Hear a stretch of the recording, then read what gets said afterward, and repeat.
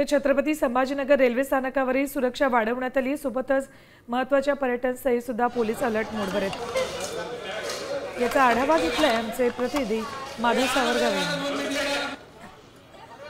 छत्रपती संभाजीनगरमधील महत्त्वाच्या ठिकाणी सुरक्षा वाढवण्यात आलेली आहे। मी सध्या रेल्वे स्टेशनला आहे, जिथे पोलिसांचं पथक इथं तैनात करण्यात आलं आहे। त्याबरोबर सुरक्षासुद्धा वाढवण्यात आलेली आहे।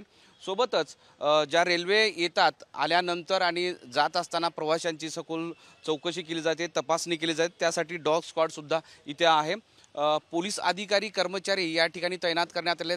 देश विदेशातले पर्यटक इथे येत असतात आणि विशेष म्हणजे रेल्वे स्थानक हे उत्तर भारतापासून ते दक्षिण भारतापर्यंत जोडलेलं आहे आणि त्यामुळं या सगळ्या भारतातल्या वेगवेगळ्या भागातले पर्यटक प्रवासी या रेल्वे स्थानकावर येत असतात। त्यामुळं सगळ्यात मोठी यंत्रणा या रेल्वे स्थानकावर तैनात करण्यात आली आणि त्यामुळं हाय अलर्ट ज्या मोठमोठ्या शहरांना देण्यात आले तसंच अलर्ट इथं छत्रपती संभाजीनगरमध्ये सुद्धा पोलीस आणि तपास यंत्रणांनी दिलेला आहे आणि तशी तपासणी, चौकशी आणि सुरक्षा इथं तैनात करण्यात आली आहे।